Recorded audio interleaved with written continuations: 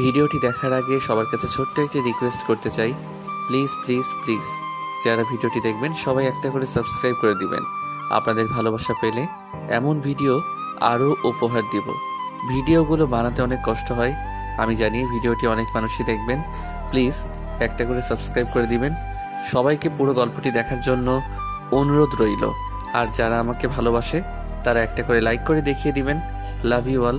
তো চলুন আজকের ভিডিওটি শুরু করা যাক।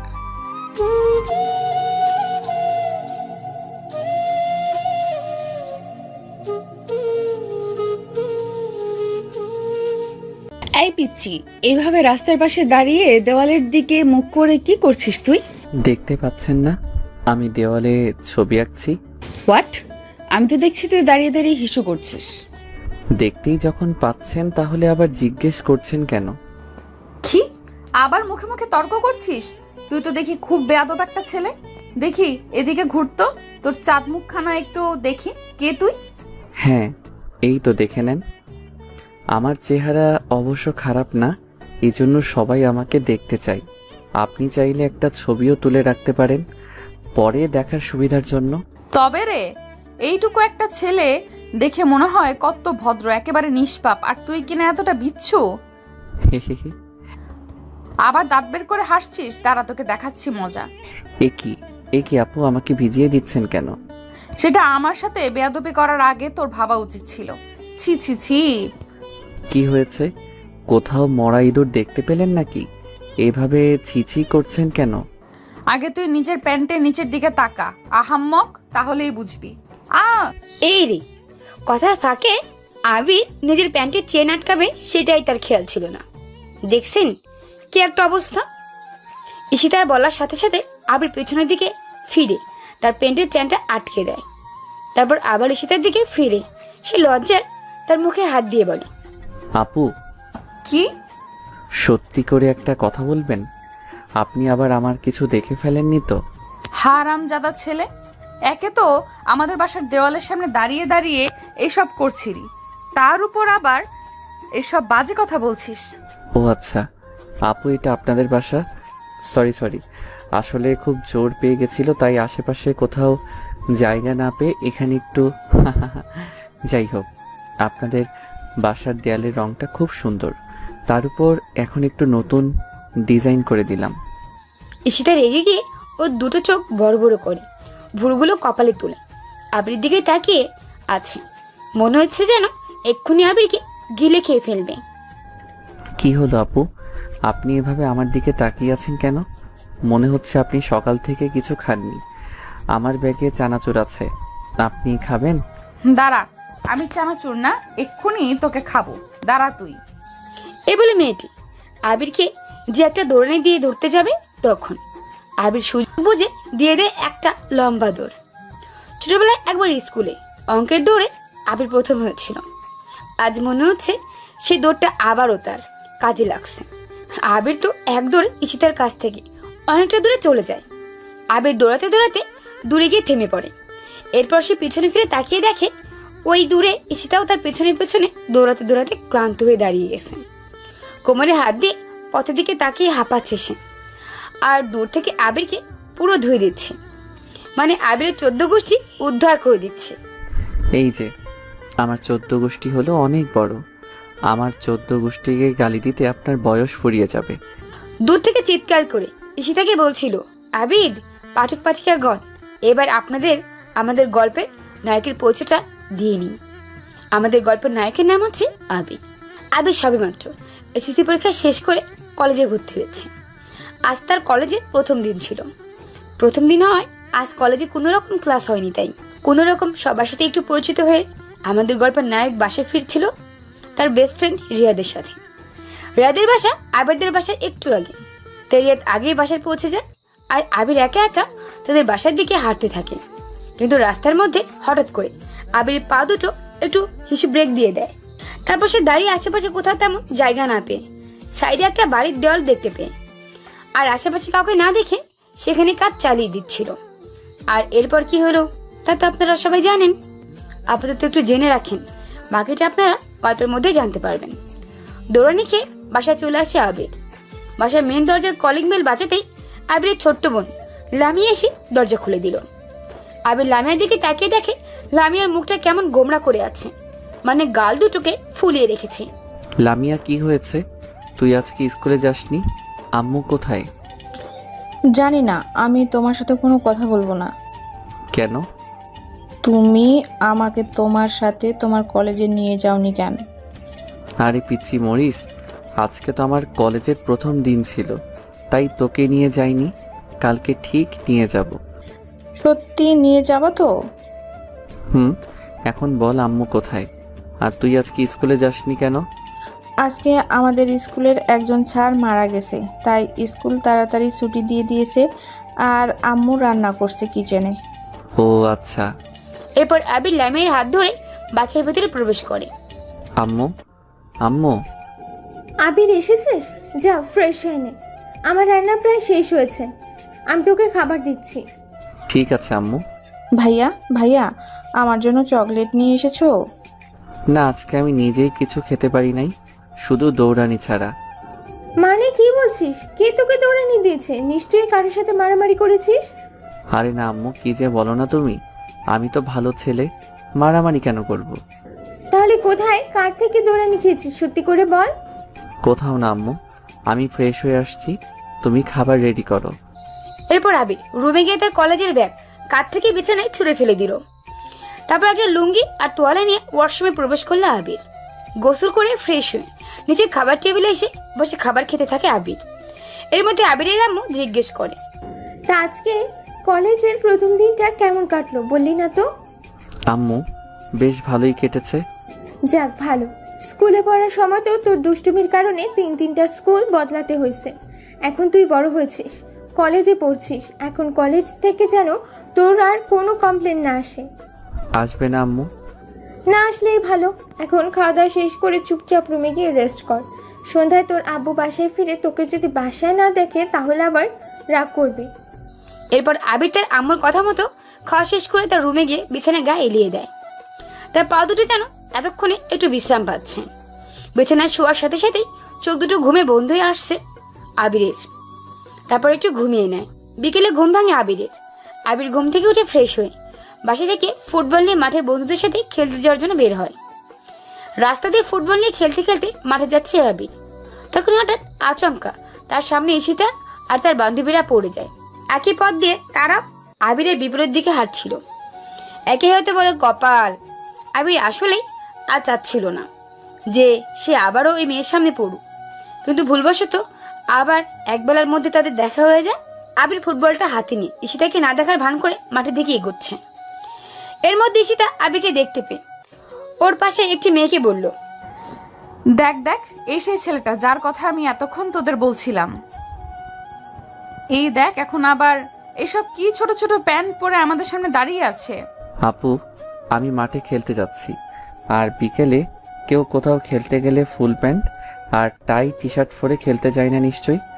তুই আবার আমার সাথে ঝগড়া করছিস? এই দেখছিস, এখন কিন্তু আমি একা না, আমার সাথে এরা দুজনও আছে। এখন বেশি বললে না তোকে একদম তুলে নিয়ে গিয়ে ওই কই মাছের পুকুরে ফেলে দিয়ে আসবো, তখন বুঝবি মজা। ওরে বাবা, আমি তো খুব ভয় পেয়ে গেছি। সরি আপু, আমার আসলে ভুল হয়ে গেছে, আমি আপনাকে চিনতে পারিনি, সরি। তাহলে এরপর থেকে চিনে রাখিস আমায়। আমি হলাম ঈশিতা চৌধুরী, এই শহরের নামকরা বিজনেসম্যান আরমান সাহেবের একমাত্র মেয়ে। ও আচ্ছা, আপনি তাহলে আরমান আঙ্কেলের মেয়ে? আপনাকে দেখে তো মনে হয় না। আপনার আব্বু তো একজন শান্ত সৃষ্ট মানুষ, তাহলে আপনি এমন রাগী কেন হলেন? আমার মনে হয় না আপনি আরমান আঙ্কেলের মেয়ে। তাহলে তোর কি মনে হয়? মনে হয় আপনি পৃথিবীতে আসার সময় হসপিটালের বেডে আরমান আঙ্কেলের মেয়ের সাথে বদলে যাওয়া অন্য কারো মেয়ে। কি? এবার সাইডে করুন, আমাকে যেতে দিন। দিব, তার আগে তোকে একটু শিক্ষা তো দিয়ে নেই, যেন পরবর্তীতে আর সিনিয়রদের সাথে মুখে মুখে তর্ক করতে না পারিস। ও আচ্ছা, আপু আপু কি হলো? কিছু না, আপনারা প্লিজ আর 3 সেকেন্ড এখানে এভাবে দাঁড়িয়ে থাকেন প্লিজ। কেন? কেননা ওই যে আপনাদের পিছনে যে বড় গাড়িটা দ্রুত গতিতে ছুটে আসছে, সেটা এক্ষুনি আপনাদের 12টা বাজিয়ে দিবে। প্লিজ প্লিজ, আপনারা কোথাও যাবেন না, এখানে এভাবে দাঁড়িয়ে থাকেন। কি এই বলে কি তার যেই পিছনে ঘুরে দেখতে যাবে, এর মধ্যে আবির দৌড়ে সেখান থেকে গায়েব হয়ে যায় আর মাঠে এসে হাঁপাতে থাকে। আবিরকে এভাবে হাঁপাতে দেখে তার বন্ধু রিয়াদ বলে, কিরে মামা, তুই এভাবে হাঁপাচ্ছিস কেন? আর তোর আসতে এত লেট হলো কেন?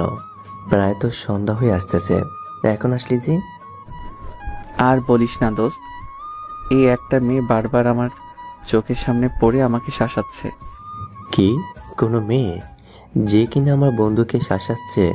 তুই শুধু একবার ওই মেয়েটার নাম বল, ও কোথায় থাকে, নাম কি বল আমাকে, আমি বাকিটা দেখে নিচ্ছি। ও নাকি আরমান আঙ্কেলের মেয়ে, নাম ঈশিতা না শীতিতা কি যেন বলছিল। কি বললি? আরমান আঙ্কেলের মেয়ে?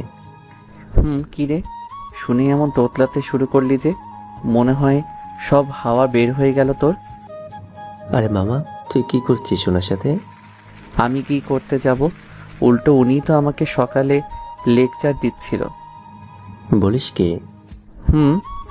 যাই হোক, ওনার সাথে রেগে গিয়ে আবার উল্টাপাল্টা কিছু করে বসিস না। আমি শুনেছি মেয়েটা নাকি হেভি ডেঞ্জারাস। এর আগেও ওর খালামণির সাথে ডাকে থাকতো, সেখান থেকে 2 মাস হলো এখানে এসেছে। ও আচ্ছা, তাই নাকি? ম্যাডাম তাহলে শহরে ছিল এতদিন? হুম। তারপর আবির আর রিয়াদ দুজন মিলে এই বিষয়ে আরেকটু কথা বলে, খেলা শুরু করে দেয় আর সন্ধ্যার আগেই খেলা শেষ করে বাসায় ফিরে আসে। বাসায় এসে ফ্রেশ হয়ে ছাদে একটু হাওয়া পরিবর্তন করতে যায় আবির। আবির তাদের বাসার ছাদে এক কোণে দাঁড়িয়ে দাঁড়িয়ে ইয়ারফোনে গান শুনছিল আর আকাশের চাঁদের দিকে তাকিয়ে নিজের মুড চেঞ্জ করছিল। কিন্তু আবির খুব বেশিক্ষণ এভাবে ছাদে দাঁড়িয়ে চাঁদের আলো উপভোগ করতে পারে না। এর মধ্যে আবিরের আম্মু ডাক চলে আসে ডিনারের জন্য। এরপর আবির নিচে এসে সবার সাথে ডিনার সেরে নেয়। খাওয়া দাওয়া শেষ করে রুমে এসে চুপচাপ শুয়ে ঘুমিয়ে পড়ে আবির। সকালে ঘুম থেকে উঠে ফ্রেশ হয়ে নাস্তা করে কলেজে যাওয়ার জন্য বের হয় আবির। এমন সময় তার ছোট্ট বোন লামিয়া এসে জেদ ধরে বসে তার সাথে কলেজে যাবে, কলেজের স্যারদের দেখবে। আবির যদিও প্রথমে লামিয়াকে সাথে নিয়ে যাচ্ছিল না, এরপর তার আম্মুর জোরাজোরিতে আর লামিয়ার কান্নায় সে রাজি হয়। তারপর আবির বাধ্য হয়ে লামিয়াকে নিয়ে কলেজে চলে আসে। কলেজে এসে লামিয়াকে ক্লাসে বসিয়ে রেখে আবির একটু প্রিন্সিপাল স্যারের রুমে যায় কথা বলতে। আসলে প্রিন্সিপাল স্যার হচ্ছে আবিরের আব্বুর বন্ধু, আর আবির তার কলেজে নতুন ভর্তি হয়েছে শুনে সে আবিরকে ডেকে পাঠিয়েছেন। আবির সুন্দর করে একটা সালাম দিয়ে প্রিন্সিপাল স্যারের রুমে প্রবেশ করলো। আসসালামু আলাইকুম স্যার। ওয়ালাইকুম সালাম। আবির, তোমার আব্বুর কাছ থেকে আমি জানতে পারলাম তুমি আমার কলেজে ভর্তি হয়েছো। তা এখানে তোমার কোনো অসুবিধা হচ্ছে না তো? জি না স্যার, আমার কোনো অসুবিধা হচ্ছে না। গুড, ঠিকমতো পড়াশোনা করবে আর বাবার মুখ উজ্জ্বল করবে। আর কোনো সমস্যা হলে অবশ্যই আমাকে সে বলবে, কেমন? জি স্যার। এরপর আবির প্রিন্সিপাল স্যারের সাথে আরও কিছুক্ষণ কথা বলে স্যারের রুম থেকে বের হয়ে ক্লাসে চলে আসে। ক্লাসে এসে দেখে লামিয়া নেই। লামিয়াকে ক্লাসে না দেখে আবিরের ভয়ে কপালে বেয়ে ঘাম ঝরতে থাকলো।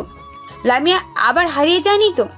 তারপর আবির আর রিয়াদ দুজনে মিলে পুরো কলেজে ক্লাসে লামিয়াকে খুঁজতে থাকে, কিন্তু তারা কোথাও লামিয়াকে দেখতে পায় না।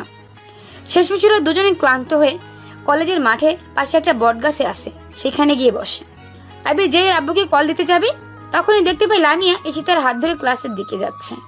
আবির তখন দৌড়ে লামিয়ার কাছে যেতেই ঈশিতা চিৎকার দিয়ে ওঠে, কিরে তুই এখানে কি করিস? আর এইভাবে দৌড়ে আমার সামনে আসলি কেন? কি মতলব তোর? দেখো, আমার সাথে কিন্তু উল্টাপাল্টা কোনো কিছুই করতে পারবি না তুই। এখানে কলেজের চারপাশেই কিন্তু আমার বডিগার্ডরা আছে। আমি একটা চিৎকার করলে সবাই এক্ষুনি দৌড়ে এসে তোর 12টা বাজিয়ে দিবে। আরে, আমি আপনার মতো শাকচুন্নিকে কি করতে যাব? আমি তো আমার বোনকে খুঁজছিলাম। আমাকে দেখে কি তোর বোন মনে হয়? আশ্চর্য, আপনি কেন আমার বোন হতে যাবেন? আপনি যার হাত ধরে আছেন ও আমার বোন। লামিয়া, তুই কোথায় গিয়েছিলি? আমি না তোকে ক্লাসে বসিয়ে রেখে গেলাম আর বললাম কোথাও না যেতে? তোর হাতে এতগুলো চকলেট। তুই এগুলো কোথায় পেলি? কে দিয়েছে? এই যে এই আপুটা আমাকে চকলেট কিনে দিয়েছে। না ভাইয়া, তুমিও এটা নাও। ও, কাল তাহলে আপনি আমার সাথে ওরকম ব্যবহার করে আজ আমাকে পটাতে কিনা আমার বোনকে চকলেট কিনে দিয়েছেন। বাহ বাহ। কি? আমি তোর মতন হনুমানকে পটাতে যাব কোন দুঃখে? দুনিয়ায় কি ছেলের অভাব পড়েছে নাকি? আমি দরকার হয় সারা জীবন সিঙ্গেল থাকবো, তাও তোর মতো ছেলেকে আমি পটাতে যাব না, বুঝলি? সেই থাকতে হবে। দেখতে তো ভূতের মতো, সে নাকি আবার ছেলে পটাবে। ওকে রাগানোর জন্য বললাম। সত্যি বলতে ঈশিতা দেখতে একদমই খারাপ না। ওর লম্বা লম্বা চুল, দুধে আলতা গায়ের রং, গোল গোল মুখ, গালে টোল পড়া হাসি, সব মিলিয়ে যেন মেঘের রাজ্যের পরীও। কিন্তু ওর বাবার ভয়ে কোনো ছেলে ওকে আজ অবধি কোনো ভালোবাসার কথা বলার সাহস পায়নি। কি বললি হনুমান? আমি ভূতের মতো দেখতে? এই তো আপনি এবার নিজের মুখে স্বীকার করলেন। তুই এই কলেজে কি করছিস? আমারও সেই একই প্রশ্ন। আপনি এখানে কেন? আর এটা আবার নতুন কলেজ, আমি কালই এখানে ভর্তি হয়েছি। তুই আর কোনো কলেজ খুঁজে পাস নাই? এই কলেজে কেন ভর্তি হয়েছিস? এটা আমার কলেজ, আমি এখানে অনার্স দিতেও বসে পড়ি। আমি শুনেছি এই কলেজে নাকি পড়াশোনা ঠিকমতো হয় না, তাই বেছে বেছে এই কলেজটাতেই ভর্তি হয়েছি। আপনিও কি আর কোনো কলেজ খুঁজে পাননি? ঈশিতার কিছু বলতে যাবে তখনই কলেজে বেল পড়ে গেল আর সবাই তাড়াহুড়ো করে ক্লাসে প্রবেশ করলো। আবির ও লামিয়াকে নিয়ে ক্লাসে এক কোণারে একটা বেঞ্চে বসে পড়লো। আমাদের গল্পের নায়িকা তো আবিরের সিনিয়র ক্লাসে পড়ে, তাই আবিরও ক্লাসে নেই। আজও কলেজে তেমন একটা ক্লাস হলো না। আবির লামিয়াকে নিয়ে বাসায় চলে আসলো। প্রতিদিনের মতো বাসায় এসে ফ্রেশ হয়ে খাওয়া দাওয়া সেরে দুপুরে একটু ঘুমিয়ে নিল আবির। এরপর বিকেলে ঘুম থেকে উঠে ফ্রেশ হয়ে একটু নাস্তা করে নিয়ে সে মাঠে খেলতে যায়। আজকে ঋষিতার সাথে দেখা হয়নি তার। বিকেলে খেলাধুলা শেষ করে সন্ধ্যায় বাসায় এসে ফ্রেশ হয়ে নিজের রুমে শুয়ে শুয়ে রেস্ট নিচ্ছে আবির। বিছানায় শুইতেই চোখ দুটো বুঝে আসছে আবিরের। এরপর রাতে না খেয়ে ঘুমিয়ে পড়ে সে। যদিও আবিরের আম্মু তাকে ডাকতে এসে ঘুমোতে দেখে, আবিরকে আর জাগায়নি। পরদিন সকাল সকাল ঘুম থেকে উঠে ফ্রেশ হয়ে ব্রেকফাস্ট সেরে নিয়ে আবারও প্রতিদিনের মতো কলেজে যাওয়ার জন্য রেডি হয়ে নেই সে। গতকালকের মতো আজ আর লামিয়া আবিরের সাথে যেতে জেদ করেনি। গতকাল লামিয়াকে সাথে নিয়ে কলেজে যাওয়ার জন্য কোনো বন্ধুদের সাথে তেমন আড্ডা দিতে পারেনি আবির, তাই আজ একটু তাড়াতাড়ি বাসা থেকে বের হয় সে। আবির কলেজ গেটে প্রবেশ করতে দেখে ঈশিতা আর তার বান্ধবীরা একটা বাইকের উপর বসে আছে আর আড্ডা দিচ্ছে, যেমনভাবে ছেলেরা আড্ডা দেয় আর কি। আবির ভাবছে ওদের সামনে দিয়ে ওদের পাশ কাটিয়ে ভেতরে চলে যাবে নাকি সে বাসায় ফিরে যাবে। কলেজের গেটের সামনে দাঁড়িয়ে দাঁড়িয়ে এগুলো ভাবছে আবির। এরই মধ্যে ঈশিতা আবিরকে দেখে নেয় আর তাকে ইশারা করে বলে, ওই এদিকে আয় আয়। ঈশিতা আবিরকে ডাকছে ওর কাছে যাওয়ার জন্য। কি জানি আজ কাছে গেলে কি করবে আবিরকে। গতকাল তো ওনার সাথে আবির একটু বাড়িয়ে কথা বলে ফেলেছে, তাই আজ ওদের এভাবে কাছে ডাকার ভয় পাচ্ছে। যত যাই হোক ঈশিতা এখানকার সিনিয়র, ওরা তো কয়েকজন মেয়ে ওখানে, আর আবির এখানে একা। আল্লাহ জানে আজ আবিরের কপালে কি আছে। কিরে, তোর কানে কি আমার কথা যাচ্ছে না? তোকে ডাকছি তো। জি আপু, আসছি। আবির ভয় পেয়ে একটু একটু করে ওদের দিকে এগিয়ে যায় আর বলে, আমাকে ডাকছিলেন আপু? তো এখানে তুই ছাড়া আর কে বা আছে? ওই তোকে কি কথা বলতে বলেছি?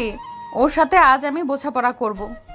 কিরে, কাল তো খুব ফটর ফটর কথা বলছিলি, আজ এত ভালো ব্যবহার কেন? আপু আমি কিছু করিনি, প্লিজ আমাকে মাফ করে দেন। তোকে মাফ করে দিব? কেন মনে নেই? তুই আমার সাথে এই 2 দিন কি বেয়াদবিটাই না করছিস। বিশ্বাস করেন আপু, আমি সত্যি আপনাকে তখন চিনতে পারিনি, তাই তো একটু দুষ্টুমি করছিলাম আপনার সাথে।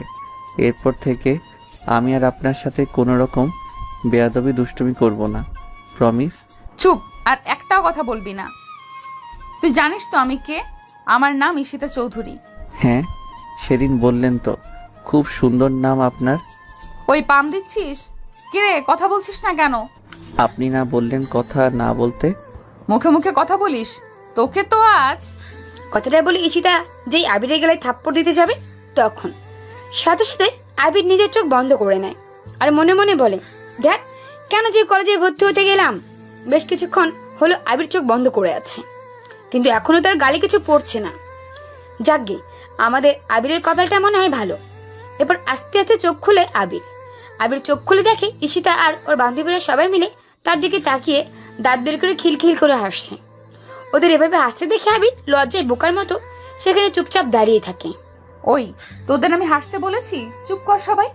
আচ্ছা ঠিক আছে, তুই যেহেতু আমাদের কলেজে নতুন নতুন এসেছিস আর আমাকে চিনিস না, তাই তোকে আজ আমি মাফ করে দিলাম। ধন্যবাদ আপু।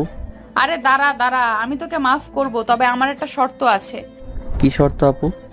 আমি তোকে এখন থেকে যা বলবো তো সেটাই করতে হবে, আমার সব কথা শুনতে হবে। ঠিক আছে আপু, তাই শুনবো। আমি আমার আম্মুর একমাত্র মেয়ে, আমার আম্মুর কোনো ছেলে নাই। আর আমি তোর কোন জন্মের আপু লাগি যে এত আপু আপু করছিস? সরি আপু, মানে সরি। আবার আপু? তুই আজ থেকে আমার নাম ধরে ডাকবি। কিন্তু আপনি তো আমার সিনিয়র, আমি আপনার নাম ধরে। তো কি হয়েছে, কত সিনিয়র জুনিয়র বিয়ে করে ঘর সংসার করতেছে, আর তোকে তো আমি শুধু নাম ধরে ডাকতে বলছি। আচ্ছা ঠিক আছে আপু, তাই ডাকবো। তা তোর মুখটা এমন বাংলার পাঁচের মতো করে মাটির দিকে তাকিয়ে আছিস কেন? আমার দিকে তাকা না একটু। এরপর আমাদের গল্পের নায়িকা ঈশিতা ওর হাত দিয়ে আবিরের মুখটাকে ধরে সামনের দিকে করে দেয়, অর্থাৎ তার ফেস বরাবর। আবির ঈশিতার দিকে তাকিয়ে দেখে একটা সুন্দরী ছেলেদের মতো প্যান্ট শার্ট, হাতে ঘড়ি পরে, চুলগুলো এলোমেলো করে ওর সামনে দাঁড়িয়ে আছে, আর সবাই হাসছে। এই তো এবার ঠিক আছে, আমাদের নতুন বাবুটা।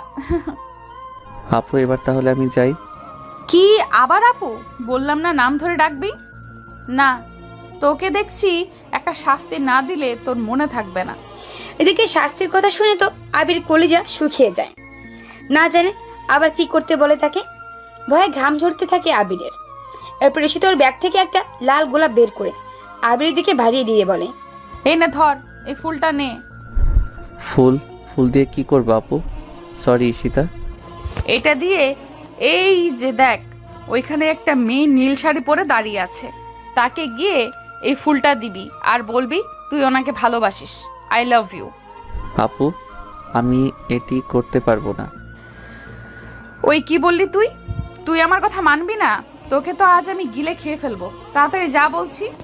আবির তখন চিপায় পড়ে ভয়ে ভয়ে গলায় একটা ঢোক গেতে থাকে। দেখো ছেলে, তুমি যদি ঈশিতার কথা না শোনো তাহলে কিন্তু খুব খারাপ হয়ে যাবে, আর তো তোমাকে ছাড়বে না, তাই ও যা বলছে তাই করো। কি আর করার? আবির তখন বাধ্য হয়ে ভয়ে ভয়ে ওদের দেখানো সেই নীল শাড়ি পরা মেয়েটার দিকে এগুতে থাকে। আবির যত সামনে এগোয় তত যেন ভয় বাড়তে থাকে আবিরের। ঠিকই বলছিস, ও ভয়ে আজ কাঁপতেছিল, অনেক মজা হলো। আজ কি বল? এই তো কিছুই না, সবে তো মাত্র শুরু। মানে তুই আরো কিছু করতে চলেছিস ওর সাথে? সেসব পরে, এখন ওকে নীল শাড়ি পরা মেয়েটার কাছে পাঠালাম, সেটা কে জানিস? আমাদের তানিয়া ম্যাডাম। কি বলছিস? তাহলে তো ছেলেটার কপালে আজ দুঃখ আছে, ম্যাডাম যে রাগী। ঠিক বলেছিস। আচ্ছা চল আমরা সবাই ওই কোনায় গিয়ে লুকিয়ে লুকিয়ে দেখি ওর কি অবস্থা হয়। আচ্ছা বান্ধবী চল। তারপর সবাই একটা কোনায় গিয়ে আড়াল হয়ে যায়। আবির ফুলটা হাতে নিয়ে নীল শাড়ি পরা মেয়েটির পেছনে গিয়ে দাঁড়িয়ে আছে। ভয় পেয়ে কিছু বলতে পারছে না আবির। এর মধ্যে নীল শাড়ি পরা তানিয়া ম্যাডাম পেছনে ফিরে তাকালেন আর আবিরকে দেখে বললেন, এই ছেলে, এভাবে আমার পিছনে এসে দাঁড়িয়ে আছো কেন? না মানে আপু। আচ্ছা বলো, আমার পিছনে এভাবে দাঁড়িয়ে আছো কেন? মানে আপু, এই ফুলটা আপনার জন্য, প্লিজ এটা নেন। ফুল? তোমার ফুল আমি কেন নিব? কেননা ফুলটা আপনার জন্য। ফুলটা আমার জন্য কেন? ভাবলাম পেছনে ঈশিতা আর ওর বান্ধবীদের দেখিয়ে দিয়ে সব সত্যি কথা বলে দিব। এই ভেবে আবির পিছনে ফিরে তাকিয়ে দেখে ওরা কেউ নেই। কি হলো বলো, আমাকে ফুল দিচ্ছ কেন? এখন আবির কি বলবে বুঝতে পারছে না, আর না বলতে পারলে তো আজ তার খবর আছে। তখন আবির অন্য একটা টিপস কাজে লাগায়। সে জানে মেয়েদের প্রশংসা করলে নাকি মেয়েরা খুব সহজে গলে যায়, তাই আজ এই টিপসটাকে কাজে লাগায় আবির। আসলে আপু, নীল শাড়িতে আপনাকে অনেক সুন্দর লাগছিল, তাই নীল শাড়ির নীলপরীর হাতে লাল রক্ত জবা গোলাপ ফুল আরো অনেক সুন্দর লাগবে, তাই এই ফুলটা আপনার জন্য। তাই বুঝি? হ্যাঁ আপু। তুমি কি এই কলেজে নতুন ভর্তি হয়েছো? হ্যাঁ আপু। ফার্স্ট ইয়ার তোমার? তাই নতুন নতুন কলেজে এসে মেয়ে পটানোর চান্স নিচ্ছ? না না আপু, আপনি ভুল বুঝছেন আমাকে, আমি মোটেও ওরকম ছেলে না। আপনাকে সত্যি অনেক সুন্দর লাগছিল বলেই ফুলটা দিলাম। তাই? তাহলে তুমি এত ঘাবড়ে আছো কেন? আসলে প্রথমবার কাউকে ফুল দিচ্ছি তো, তাই একটু নার্ভাস লাগছে। তাই বুঝি? তা তুমি জানো আমি কে? না, জানি না। কে আপনি? আমি কলেজের ম্যাডাম। কি? আবার এটা শুনেই বড়সড় একটা ধাক্কা খায় আর মনে মনে বলে, মেয়েগুলো আমাকে এভাবে ফাঁসিয়ে দিল। হায় আল্লাহ, এখন আমাকে কে বাঁচাবে? ম্যাডাম, আমাকে মাফ করে দেন, আমি বুঝতে পারিনি। এই ছেলে, তুমি কান্না করছো কেন? আমাকে ক্ষমা করে দিন ম্যাডাম, আমি আপনাকে চিনতে পারিনি। আমি ভেবেছি আপনি এই কলেজের স্টুডেন্ট। আবির তো ওইদিকে কঠিন অবস্থা। ওইদিকে ঈশিতা আর তার বান্ধবীরা মিলে আবিরের অবস্থা দেখে খুব মজা নিতে থাকে আর নিজেদের হাসাহাসি করতে থাকে। এই ছেলে, আমি কি তোমাকে কিছু বলছি নাকি? তুমি একা একা কান্না করে যাচ্ছ। আবির সাথে সাথে চুপ হয়ে গেল। গুড বয়, এখন বলো আমার সাথে এগুলো তোমাকে কে করতে বলেছে?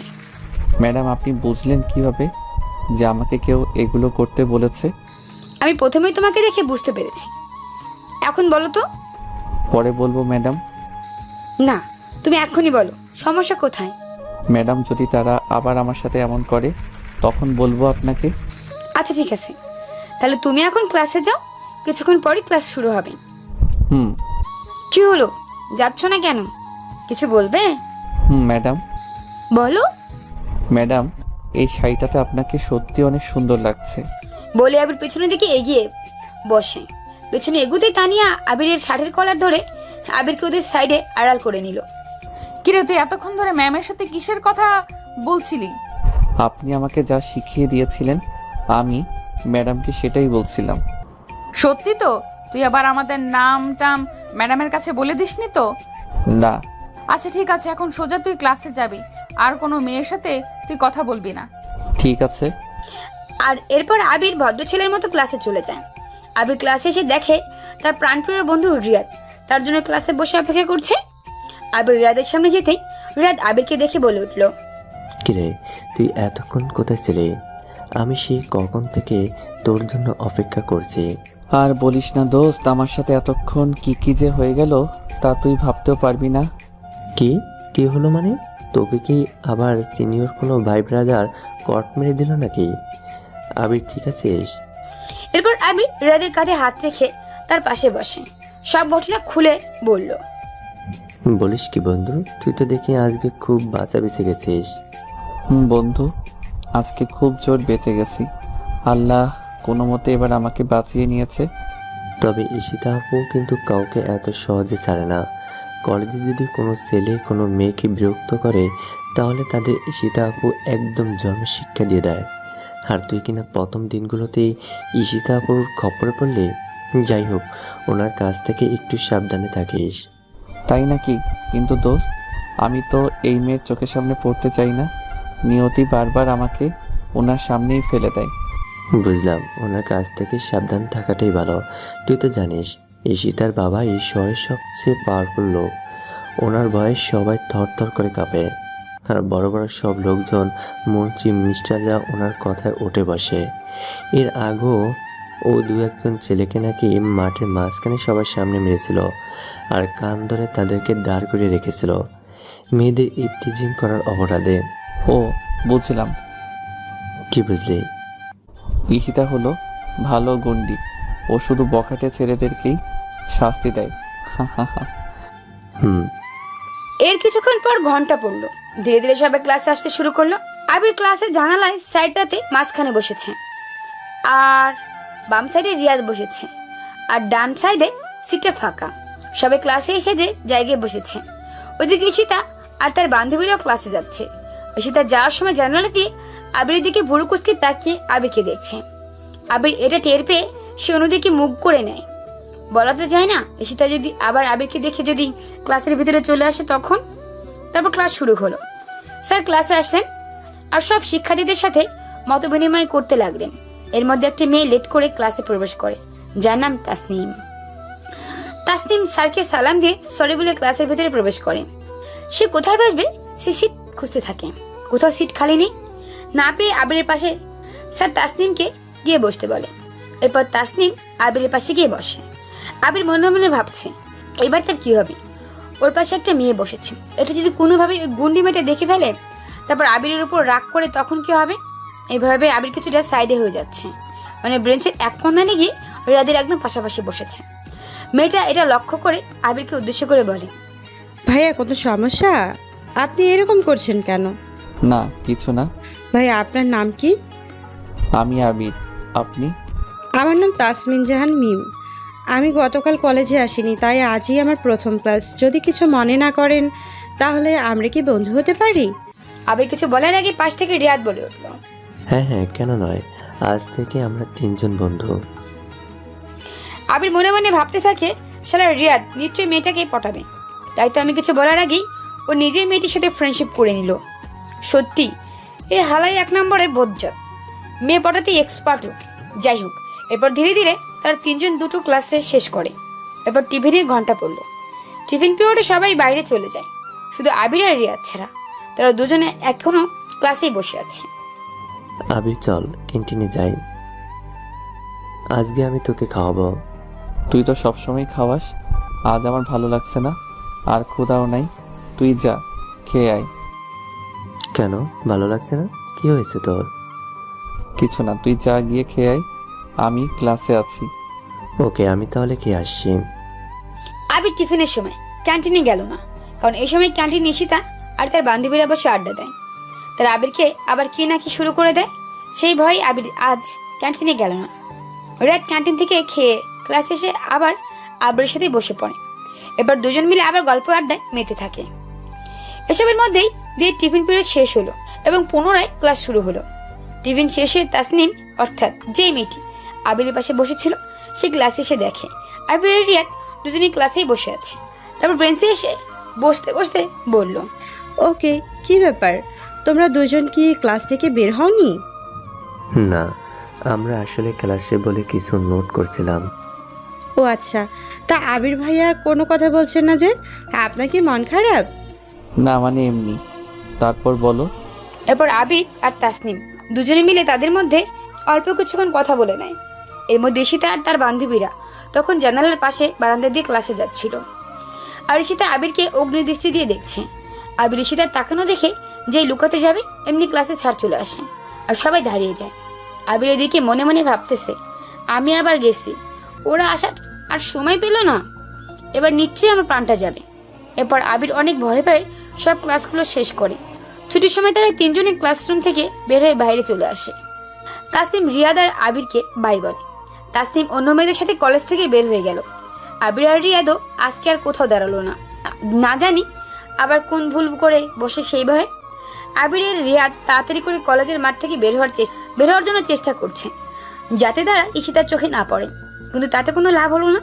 কলেজ গেটের কাছে আসতেই কে যেন আবিরকে পেছন থেকে ডাক দেয়। আবির পেছনে ঘুরে দেখে ঈশিতা ডাকছে। আবির তখন একটু চালাকি করে, না শোনার ভান করে পুনরায় হাঁটতে থাকে। এই আবিরের বাচ্চা, আর একটা পা যদি তুই সামনে বাড়িয়েছিস তাহলে তোর হাত পা ভেঙে নিউজ পেপারে ছাপিয়ে দিব বলে দিলাম। ঈশিতার কথায় আবির সেখানেই থমকে দাঁড়িয়ে যায়। এদিকে রিয়াদ তো ভয় আগে থেকে দৌড়ে পার হয়ে যায়। আবির তো ভয় একদম ঘেমে যাচ্ছে। এরপর ঈশিতা আর ওর বান্ধবীরা আবিরের সামনে এসে দাঁড়ালো। ওই, তুই আমার কথা শুনতে পাস না? আমি তোকে সেই কখন থেকে ডাকছি। জি, আপনি আমাকে পেছন থেকে ডাকতেছিলেন নাকি? আর তুই আমার সাথে ইয়ার্কি করিস? তোর তো অনেক বড় কলিজা। সত্যি আমি শুনতে পাইনি। গার্লস, তোরা সবাই বাসায় চলে যা, আমি আর আবির দুজন একটু পরে আসছি। আমাদের ভাগিয়ে দিয়ে কোথায় যাবি তোরা দুজন? বেশি কথা না বলে যা তোরা। এরপর সবাই চলে গেল। আবির আর ঈশিতা এখন একা দাঁড়িয়ে আছে। ওই যে ওই বাগানের দিকটায় চল। কেন? বিশ্বাস করেন আপু, আমি কিছু করিনি। ভিতর ডিম, আমি কি তোকে বলেছি তুই কিছু করেছিস? তাহলে আমাকে কেন ওই বাগানের ভিতর ধরে নিয়ে যাচ্ছেন? সেটা গেলেই বুঝতে পারবি, চল আগে। এরপর ঈশিতা আমার হাত ধরে টানতে টানতে একটা জায়গায় নিয়ে গেল, যেটা কলেজের এক পাশে কিছু ঘন গাছপালায় ঘেরা একটা জায়গা। ওখানে গিয়ে আবির দেখে সবাই জোড়ায় জোড়ায় বসে আছে। ঈশিতাকে সেখানে দেখে সবাই উঠে চলে যাচ্ছে। আবির শুধু ভাবছে, ঈশিতাকে এরা সবাই এত বেশি ভয় পায়, বাহ বাহ। এরপর ঈশিতা আবিরকে একটা ছোট্ট গাছের নিচে গিয়ে বসে আবিরের হাত ধরে তার কাঁধে মাথা রাখে। আপু, আমাকে এখানে কেন আনলেন? আমি বাসায় যাব। কি হলো আপু, আমাকে মারলেন কেন? সকালের কথা মনে নাই? তুই আবার আমাকে আপু বললি কেন? আমি তো বললাম আমার আম্মুর কোনো ছেলে নাই। সরি, ভুল হয়ে গেছে। এখন বলুন আমাকে এখানে ধরে আনলেন কেন? আমি সকালে তোকে কি বলেছিলাম? কি বলেছিলেন? ভুলে গেছিস? আমি তোকে বলেছিলাম তুই কোনো মেয়ের সাথে মিশবি না, কারোর সাথে কথা বলবি না। এরপরও আমি টিফিন শেষে ক্লাসে যাওয়ার সময় দেখলাম তুই কি সুন্দর ক্লাসে বসে একটা মেয়ের সাথে গল্প করছিস। কেন? আসলে ওখানে আমার কোনো দোষ নেই। স্যার নিজেই ওই মেয়েটাকে আমার পাশে বসিয়ে দিয়েছিল। আর কোথায় বসার সিট ছিল না বলে। তাই বলে তুই এই মেয়েটার সাথে ওইভাবে হেসে হেসে কথা বলবি? আর আমি কিছু বলতে গেলেই তোর গলা শুকিয়ে যায়, অথচ অন্য মেয়েদের সাথে দেখি ভালোই কথা বলতে পারিস। সরি, আমি কিছু বলিনি। উল্টো উনি আমাকে বারবার প্রশ্ন করে যাচ্ছিল, তাই কথা বলতে হয়েছে। চুপ, একদম চুপ। আর বলতে হবে না, আমি সব বুঝি। আচ্ছা ঠিক আছে, আমি আর ওনার সাথে কথা বলবো না। শুধু ওনার সাথে কেন, কারোর সাথে কথা বলবো না। এখন আমাকে প্লিজ বাসায় যেতে দিন। কি সেই থেকে বাসায় যাব করছিস? বাসায় কি বউ রেখেছিস নাকি তুই? সরি, আর বলবো না। এই তো এতক্ষণে ভালো ছেলের মতো কথা আসছে মুখে। এখন যেহেতু এই মেয়েটার সাথে তুমি কথা বলেই ফেলেছো, তাই শাস্তি স্বরূপ তোমার এখন আমাকে নিয়ে ফুচকা খেতে যেতে হবে। না আব্বু, আমাকে আপনার সাথে দেখলে বকবে। আর আমি কেন আপনাকে ফুচকা খাওয়াতে নিয়ে যাব? কি এত বড় কথা? তারা তোকে দেখাচ্ছি মজা। এই বলে ঈশিতা আবিরের চুলগুলো ধরে আবিরের মাথা চটকাতে থাকলো। আর কুত্তা, পিচ্ছি কুত্তা, বিলাই, বান্দর, হনুমান, হাতি আরো কত সব বলে গালমন্দ করতে থাকে। প্লিজ আমাকে ছেড়ে দেন, আমি আর বলবো না। তুই আমাকে আবারও আপনি করে বলছিস? তুই আছিস, আমি তো ক্যাচ খেয়েই ফেলবো। এরপর ঈশিতা এক হাত দিয়ে আবিরের চুলগুলো ধরে ঝাঁকাতে থাকলো, আর অন্য হাত দিয়ে আবিরের গলা চেপে ধরলো। ও মা গো, বাবা গো, আমাকে মেরে ফেললো গো। চুপ চুপ, আর বলবি আমাকে আপনি করে? বল। না না, আমি এখন থেকে তোমাকে তুমি করে বলবো, আর ফুচকা খাওয়াতেও নিয়ে যাব। সত্যি তো? সত্যি সত্যি, 3 সত্যি। ঠিক আছে, তাহলে এখন চলো। এরপর ঈশিতা আবিরকে সাথে নিয়ে একটা ছোট্ট ক্যাফেতে নিয়ে গেল, আর ওয়েটারদেরকে দেখে 1 প্লেট ফুচকা অর্ডার করল নিজের জন্য। আবির এটাকে খাবে আর আবিরকে খাওয়াবে না নাকি? ফুচকা 1 প্লেট নিল। কি মেয়ে রে বাবা, শুধু নিজের জন্যই অর্ডার করলো। কিছুক্ষণ পর ফুচকা চলে আসলো, তার বেশিটা খেতে শুরু করলো। এই পিচ্ছি, হা কর। না, আমি এসব খাবো না। দেখো ভালোই ভালোই বলছি, খেয়ে নাও। আচ্ছা দাও, আমি নিজেই খেয়ে নিচ্ছি। কেন? আমার কি হাতে সাপের বিষ আছে যে খেলে তোমার অসুবিধা হবে? হা করো বলছি। তারপর সেটা জোর করে আবেগে ফুচকা খাইয়ে দিল। এখন আমাকে বাসায় যেতে হবে, কারণ কলেজ ছুটি দিয়েছে প্রায় 2 ঘন্টা আগে। এখন বাসায় না গেলে আম্মু আবার চিন্তা করতে শুরু করবে। এরপর আমি তাড়াহুড়ো করে ক্যাফে থেকে বের হয়ে আসলাম। বাসার উদ্দেশ্যে ছুটছি, যদিও ঈশিতা আমাকে বাসায় ছেড়ে আসতে চেয়েছিল, কিন্তু আমি বারণ করে দিয়েছিলাম। আমি বাসায় চলে আসলাম। বাসার মেইন দরজার সামনে দাঁড়িয়ে কলিং বেলে চাপ দিতেই আম্মু এসে দরজা খুলে দিয়ে বলল, আজ তোর আসতে এত লেট হলো কেন? রাস্তায় কোনো বিপদ আপদ হয়নি তো? না আম্মু, আসলে কলেজে আমার একটু কাজ ছিল, তাই আসতে লেট হয়ে গেছে। ও আচ্ছা, তো আয় ভিতরে আয়, রুমে গিয়ে ফ্রেশ হয়ে নে, আমি তোর জন্য খাবার বাড়ছি। এরপর আবির বাসার ভেতরে প্রবেশ করে সোজা নিজের রুমে চলে গেল। রুমে গিয়ে কাঁধ থেকে ব্যাগটাকে ছুঁড়ে বিছানায় ফেলে দিয়ে সে একটা তোয়ালে আর লুঙ্গি নিয়ে বাথরুমে প্রবেশ করলো গোসল করে নিতে। আবির গোসল করে এসে খাওয়া দাওয়া করে নিল। এর মধ্যে সন্ধে হয়ে আসলো। আবির খাওয়া দাওয়া করে ফোনটা হাতে নিয়ে দেখে সন্ধ্যা 7টা বাজে। এরপর আবির বাইরে একটু হাঁটাহাঁটি করতে যায় আর তার বন্ধু রিয়াদকে কল দেয়। হ্যালো, আসসালামু আলাইকুম। বন্ধু, কোথায় তুই? ওয়ালাইকুম সালাম আবির, আমি রিয়াদ। হ্যাঁ জানি তো, তোকেই তো সালামটা দিয়েছি। বাব্বা, তুই হঠাৎ এত ভদ্র হয়ে গেছিস মানে? হ্যাঁ দোস্ত, আসলে পরিবর্তনটা জরুরি কিনা তাই। যাই হোক শোন, 5 মিনিটের মধ্যে লেকের পাড়ে আসতে পারবি? কেন, কি হয়েছে? কোনো সমস্যা নাকি? এত প্রশ্ন না করে বল, আসতে পারবি কিনা? অবশ্যই আসতে পারবো। তুই বলছিস আর আমি আসবো না? তুই দাঁড়া, আমি এক্ষুনি আসছি। এরপর আবির একটা লাঠি নিয়ে লেকের পাড়ের দিকে যাচ্ছে আর মনে মনে বলছে, শালা আজকে একটা দিব। ও তখন ঈশিতার সামনে আমাকে একা দেখে দৌড়ে পালালো কেন, সেটা ওর কাছ থেকে শুনবো। আবির রাগে রাগে লেকের পাড়ের দিকে এগুচ্ছে। গিয়ে দেখে রিয়াদ একটা বেঞ্চে বসে ফেসবুকে কার সাথে যেন চ্যাটিং করতেছে। আবিরকে দেখে রিয়াদ ফোনটা রেখে বলে, আবির এতক্ষণ আসলি? আমি সেই কখন থেকে এখানে বসে আছি, বস। আবির কোনো কথা বলছে না। কিরে তুই কথা বলছিস না কেন? আর তোর হাত দুটো এমন পিছনে করে আসিস কেন? কি নিয়ে আসছিস আমার জন্য? আম্মু আজকে আমের আচার বানাইছিল বাসায়, সেটাই তোর জন্য কাচের বয়ামে করে নিয়ে আসছি। ও তাই নাকি? তা কোথায় দে, আমি আবার আন্টির হাতের আচার খেতে খুব ভালোবাসি, এটা জানিস তো। সেই জন্যই তো নিয়ে এসেছি তোকে খাওয়াবো বলে। খাওয়াবো বলে তো লুকিয়ে রাখছিস, দে আমাকে দে। দিচ্ছি, আগে তুই ওদিকে তাকা, সারপ্রাইজ হিসেবে দিব তোকে। আরে মামা এমনি দে, তুই কি আমার গার্লফ্রেন্ড নাকি যে আমি অন্যদিকে তাকাবো আর তুই সারপ্রাইজ হিসেবে আমাকে কিছু দিবি? তাই না? তারপর আবির ওর হাত দুটো সামনে এনে লাঠিটা দিয়ে রাদের পেছনে ছোট্ট করে দুটো লাঠির বাড়ি বসিয়ে দেয়। রাত বাড়ি খেয়ে ওর পিছনে হাত বোলাতে বোলাতে বলে, আচার খাওয়ানোর নাম করে মারছিস কেন?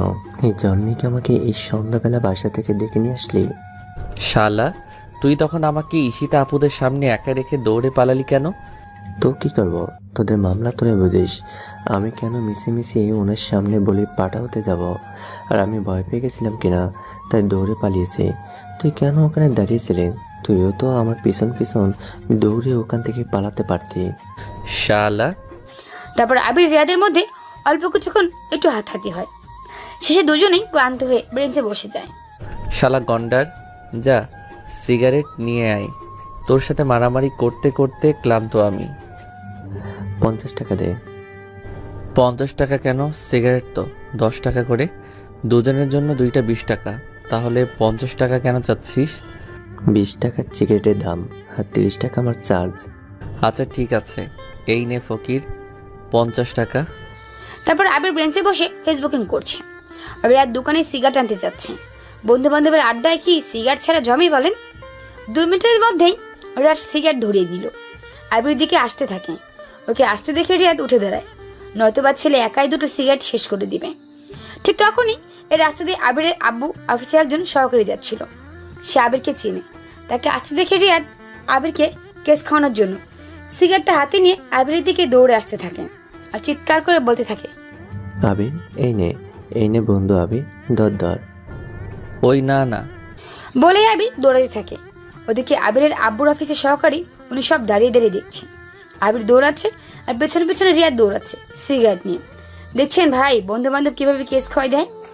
আবির দৌড়াতে দৌড়াতে একটা চিপায় গিয়ে দাঁড়ায়। ওর পিছনে পিছনে রিয়াদ এসেও দাঁড়িয়ে গেল আর খিলখিল করে হেসে বলল, কেমন দিলাম বন্ধু? শালা মজা করিস? তুই জানিস না ওই আঙ্কেলটা আমার আব্বুর অফিসে জব করে? এখন যদি আব্বুকে সব বলে দেয় তো কি হবে? আরে কিচ্ছু বলে দিবি না, নে ধর এখানে সিগারেট নে। দেখ, আমি সত্যি সত্যি যদি বাসায় কট খাই তাহলে কিন্তু তোরেও আমি ছাড়বো না, বলে দিলাম। আরে নে ধর, এখন এইসব নেগেটিভ চিন্তা করা বাদ দে। এরপর তারা দুই বন্ধু মিলে আর বেশিক্ষণ আড্ডা দিয়ে যে যার মতো বাসায় চলে যায়। আবির বাসায় আসতে দেখে তার আব্বুর বাসায় চলে আসছে। মনে হয় আমি বাসায় ঢুকতে একটু লেট করে ফেলেছি আবিরের আব্বু তাকে দেখে কিছু কথা শুনিয়ে জিজ্ঞেস করে, তোমার নতুন কলেজ, তোমার পড়াশোনা কেমন হচ্ছে, আর তুমি এত রাতে বাইরে কেন? আবির তুমি কি দিন দিন কিন্তু আমার অবাধ্য হয়ে যাচ্ছ? এরকম আরো কিছু কথা শুনিয়ে দেয় আবিরের আব্বু। এরপর তাকে ভেতরে আসতে বলে। আবির বাসায় ভেতরে এসে আব্বু আম্মু সবার সাথে বসে রাতের খাবার খেয়ে নেয়।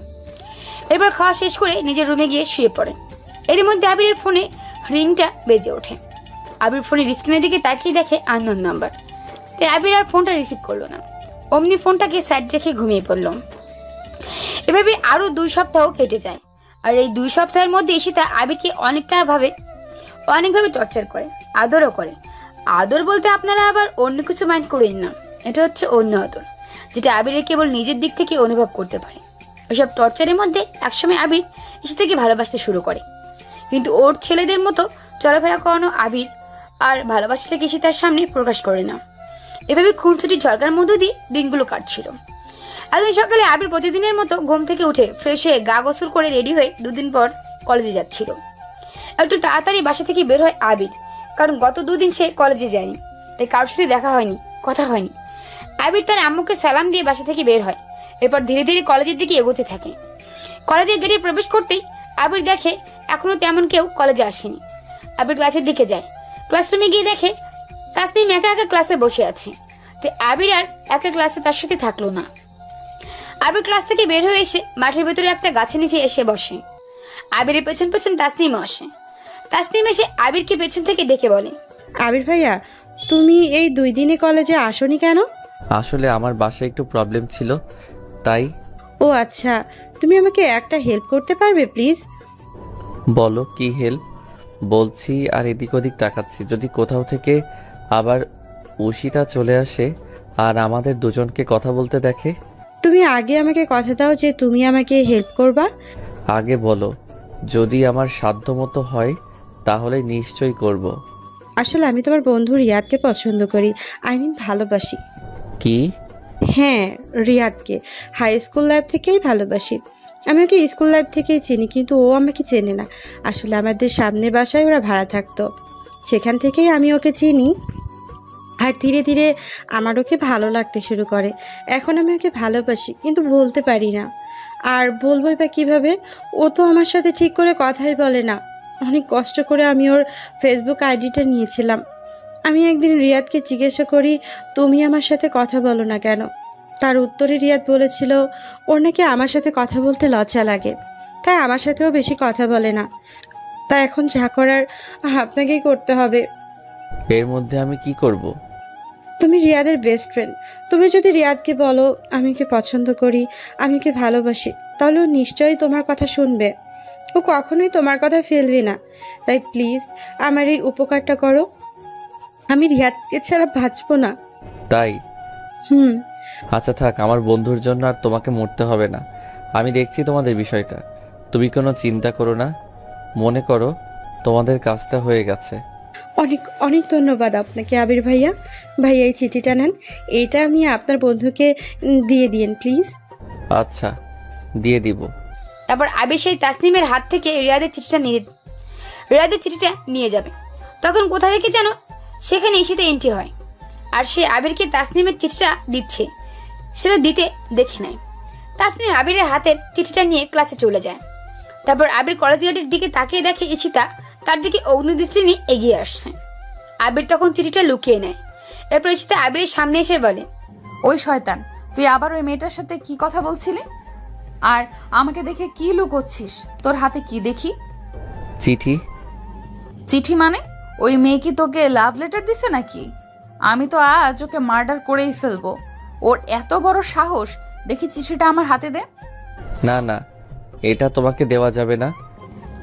আবির, আমি কিন্তু রেগে আছি, বেশি কথা বলবি না বলে দিলাম। চিঠিটা এক্ষুনি আমার হাতে দে। এরপর ঈশিতা জোর করে আবিরের হাত থেকে চিঠিটা কেড়ে নেয় আর চিঠিটা হাতে নিয়ে জোরে জোরে পড়তে থাকে। প্রিয়, আজ থেকে 2 বছর আগে আমি যখন তোমাকে প্রথম ছাদে খালি গায়ে অবস্থায় দেখেছিলাম, তখনই আমি তোমাকে দেখে ক্রাশ খেয়ে যাই এবং ধীরে ধীরে তোমার প্রতি একটা ভালো লাগা অনুভব হয়। আমি রোজ তোমায় লুকিয়ে লুকিয়ে দূর থেকে দেখতাম। প্রথমে দেখতেই তুমি আমার মনে জায়গা করে নিয়েছো। আমি তোমাকে কখন যে ভালোবেসে ফেলেছি তা আমি নিজেও জানি না। আমি জানি না তুমি কি আমার হবে নাকি আমি তোমার হব। আমি সবসময় তোমাকে এক নজর দেখার জন্য ছটফট করি, কিন্তু কখনোই তোমাকে সামনাসামনি বলতে পারতাম না ভালোবাসি। যদি তুমি আমাকে ফিরিয়ে দাও সেই ভয়ে। ইতি তোমার জন্য অপেক্ষা করতে থাকা তোমার ভালোবাসা, তাসনিম। চিঠিটা পড়ে ঈশিতার ভুল বুঝে কান্না করে দেয়। ও সত্যি সত্যি ভেবেছিল চিঠিটা আবিরের জন্য। আমি সত্যি তোকে অনেক ভালো মনে করেছিলাম, এই জন্য প্রথম দিন থেকেই আমি তোরা তো কাছাকাছি থাকতাম। ভেবেছিলাম আমি তোকে নিয়ে পরিবর্তন হয়ে যাব, কিন্তু তুই আমার সেই ভাবনাগুলোকে মিথ্যা বুঝিয়ে দিলি। আমার বিশ্বাসের সৎ ব্যবহার করলি তুই। কি বলছো এসব? আমি তোমার কথা কিছুই বুঝতে পারছি না। চুপ, একদম চুপ। তোকে আর কিচ্ছু বলতে হবে না। আমি চলে যাচ্ছি, আর কখনো তোমাকে বিরক্ত করব না, তোমাকে শাসনও করব না। ভালো থেকো তুমি ওই মেয়েকে নিয়ে। এরপর ঈশিতা আবিরকে আর কিছু বলার সুযোগ না দিয়ে কান্না করতে করতে আবিরের সামনে থেকে চলে যায়। আবির বুঝছে না ঈশিতা আবিরের পুরো কথাটা না শুনেই কেন চিঠিটা পড়ে এত রিয়াক্ট করলো। দূর থেকে তাসনিম এগুলো দেখে আবিরের কাছে এসে বলে, সরি ভাইয়া, আসলে এগুলোর জন্য আমি দায়ী। আমার জন্য এইগুলো হলো। তুমি ক্লাসে যাও, আমি বাসায় গিয়ে রিয়াদকে সব বলবো। আজকে আর ক্লাস করব না আমি। এরপর তাসনিম ক্লাসে চলে গেল। টিফিন পিরিয়ডের সময়ও ঈশিতার সাথে দেখা করে তাকে বলে, আসসালামু আলাইকুম আপু। ওয়ালাইকুম আসসালাম। তুমি তুমি এখানে কেন এসেছো? আসলে আপু ভুল ভাবছেন। থাক, তোমাকে আর কিচ্ছু বলতে হবে না। আমি যা বোঝার বুঝে গেছি। তুমি তো সকালে দেখলে না, আমি আবিরকে যা বলার বলে দিয়েছি। আমিও সামনে আর কখনো যাব না। তোমাদের মাঝে আমি আর আসবো না। তোমরা সুখী থাকো। আমি আসলে আবির ভাইয়াকে না, বরং ওনার বন্ধু রিয়াদকে পছন্দ করি। আর সেই কথাটি আমি আবির ভাইয়ের মাধ্যমে রিয়াদের কাছে পৌঁছেছিলাম। আর আপনি যে চিঠিটা পড়েছেন ওইটা আমার লেখা ছিল রিয়াদের জন্য। আবির ভাইয়ের জন্য রিয়াদকে ওই চিঠিটা দেওয়ার জন্য আমি চিঠিটা আবির ভাইয়াকে দেই। কি? হ্যাঁ, আপনি প্লিজ ভাইয়াকে ভুল বুঝবেন না, আমি সব সত্যিটাই বললাম। এরপর ঈশিতা পুরো ব্যাপারটা ক্লিয়ার হয়। আবির তো আজকে ক্লাস না করে বাসায় চলে গেছে। আবির বাসায় এসে ফ্রেশ হয়ে খাওয়া দাওয়া করে মন খারাপ করে নিজের রুমে শুয়ে আছে। কখন যে ঘুমিয়ে পড়ছে তা সে নিজেই বলতে পারে না। বিকেলে আজানের সাথে ঘুম ভাঙলো আবিরের। আবির ঘুম থেকে উঠে ফ্রেশ হয়ে অজু করে নামাজ পড়ে নেয়, যাতে তার মনটা একটু ভালো হয়। বিকেলে নামাজ পড়ে বাসায় আসে আবির। আবির বাসার সামনে এসে দরজা কলিং বেল বাজাতেই আবিরের আম্মু এসে দরজা খুলে দেয়। কি রে বাবা, তোর মুখটা এমন শুকিয়ে আছে কেন? কিছু হয়েছে কি? না আম্মু, কিছু হয়নি। একটু ভারী কণ্ঠে বললাম। তোর গলাটা এমন শোনাচ্ছে কেন? বললাম তো কিছু হয়নি। এরপর আবির তার আম্মুকে পাশ কাটিয়ে বাসার ভিতরে প্রবেশ করে। আবারও তার রুমে এসে শুয়ে পড়ে। আবিরের আম্মু তার পেছন পেছন রুমে আসে। আবির, তোর কি শরীরটা খারাপ লাগছে? কি হয়েছে তোর? আর আজকে কলেজ থেকে এত তাড়াতাড়ি চলে এসেছিস যে? এমনি আম্মু ভালো লাগছিল না তাই। তুই আমার সাথে মিথ্যে কথা কেন বলছিস? আম্মু আমার খিদে পেয়েছে, চলো খেতে দাও। তারপর আবির তার আম্মুকে নিয়ে নিচে খাবার টেবিলে যায়, যাতে খাবারের মাধ্যমে হলেও তার আম্মু একটু চুপ থাকে। আবির খাওয়া শেষ করে রিয়াদকে কল দেয়। হ্যালো বন্ধু। কি রে, তুই আজকে কলেজে এসে নাকি ক্লাস না করে চলে গেছিস? আমি এসে শুনলাম। আসলে একটা জরুরি কাজ ছিল, তাই তাড়াতাড়ি চলে আসতে হয়েছিল। ও আচ্ছা। রিয়াদ, তোকে একটা কথা বলার আছে, রাখবি তো আমার কথাটা? অবশ্যই দোস্ত, তুই বলবি আর আমি রাখবো না?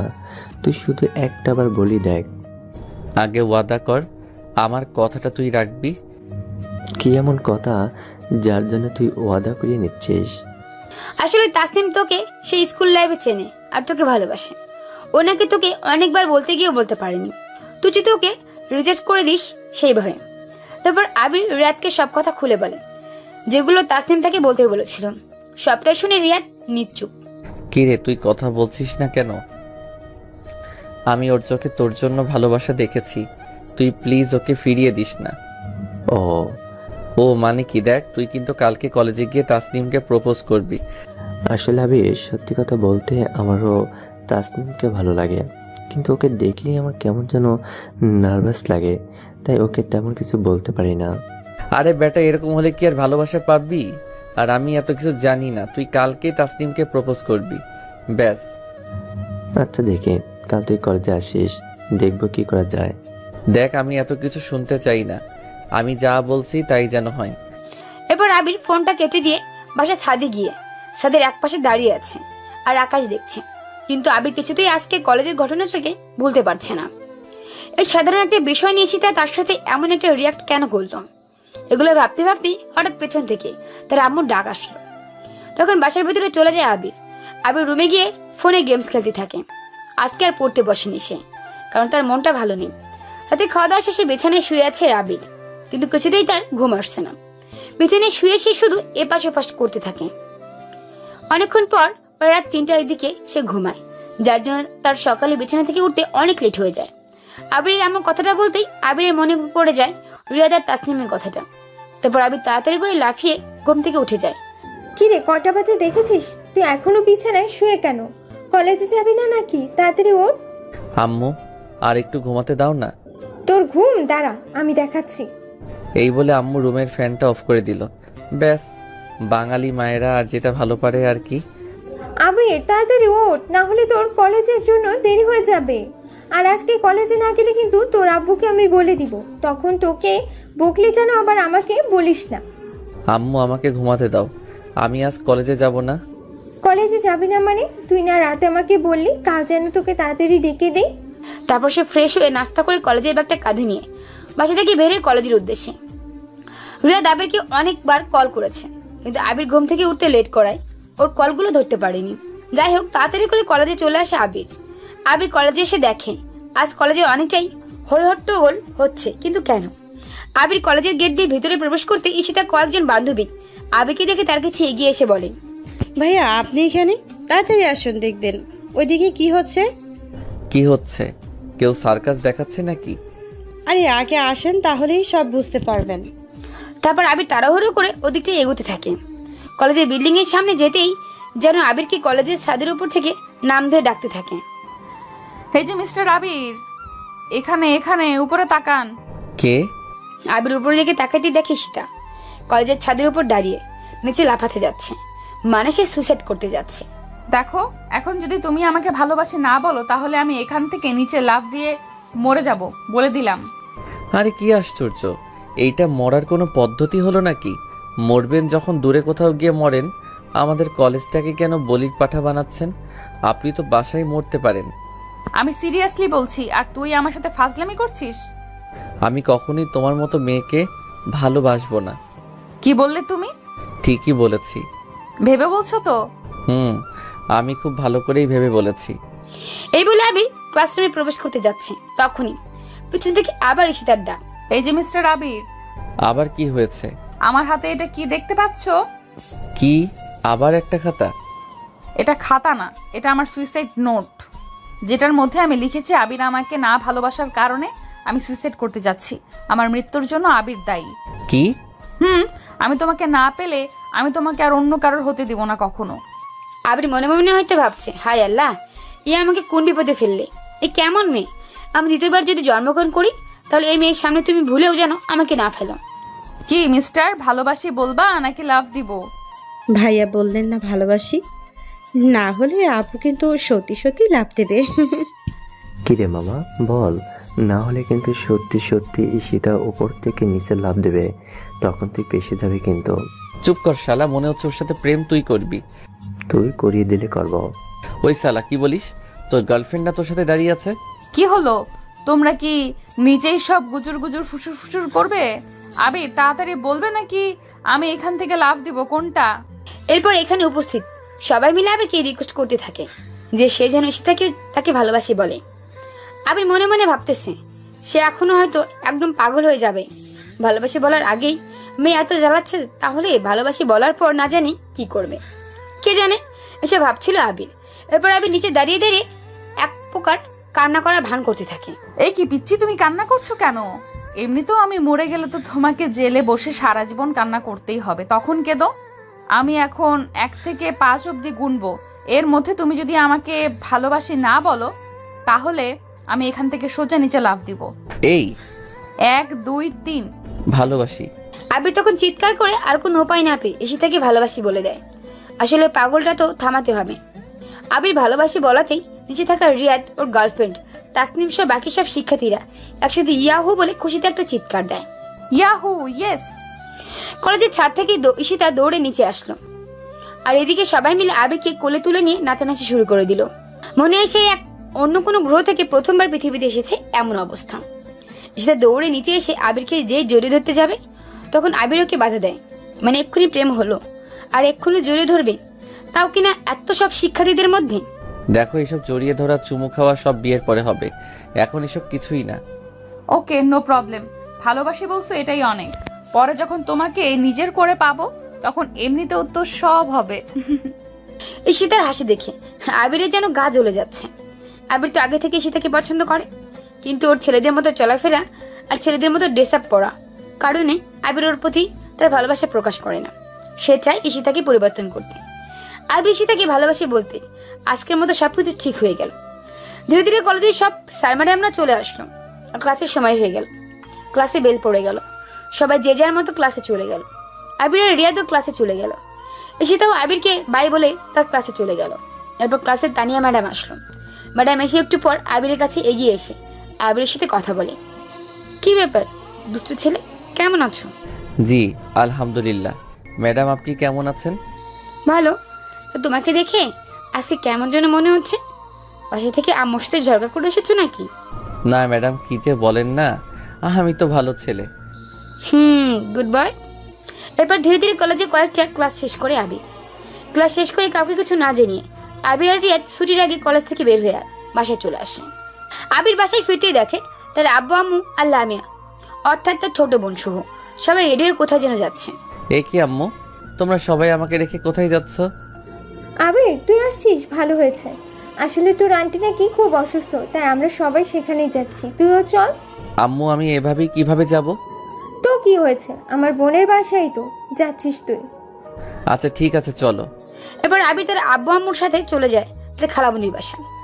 সেখানে সে আবির খালামণিকে সালাম দিয়ে তার শরীরের কথা জিজ্ঞেস করে। সে এখন কেমন আছে, ওষুধ ঠিকমতো খাচ্ছে কিনা, সবাই তার ঠিকমতো খেয়াল রাখছে কিনা, এসব আর কি।